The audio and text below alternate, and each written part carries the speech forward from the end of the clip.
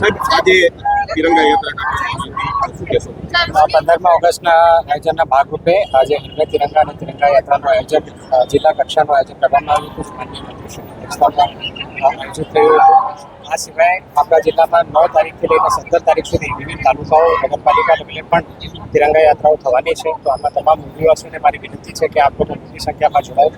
આ વર્ષે વિવિધ કોલેજો અને શાળાઓ દ્વારા પણ જે યાત્રા છે એનું આયોજન કરવામાં આવ્યું છે.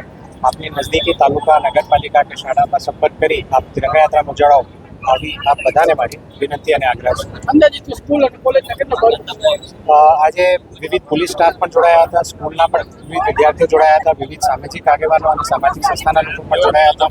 લગભગ રેલીમાં 800 થી 1000 જેટલા હાજર હતા. સાહેબ એક ખાસ સ્વચ્છતાની વાત મુખ્યમંત્રીએ 2 દિવસ પહેલા કરી છે. ત્યારે આજરોજ રૂટ ફેરવવો પડ્યો છે. સુપર સરદારબાગથી લઈને નવા બસ સ્ટેન્ડ સુધી ગટર ઉકરાય છે, તેને લઈને રૂટ ફેરવવો પડ્યો તો શું કહેશો? આનું જે રૂટ ફેરવવાનું કારણ હતું એ કોઈ વિશેષ કારણ નહોતું. જે પ્રમાણે આગળ તાલીમ ઘણી ચાલતી હતી એ પ્રમાણે રૂટનું પાલન કરવામાં આવ્યું છે. છતાં જે માનનીય મુખ્યમંત્રીશ્રીની ટકોર છે, નગરપાલિકા જેટલી પણ છે આપણા જિલ્લાની અને મહાનગરપાલિકાની આ બાબતે અવગત કરવામાં આવે છે. શું કહેશો? આજે તિરંગા યાત્રા યોજવામાં આવી છે.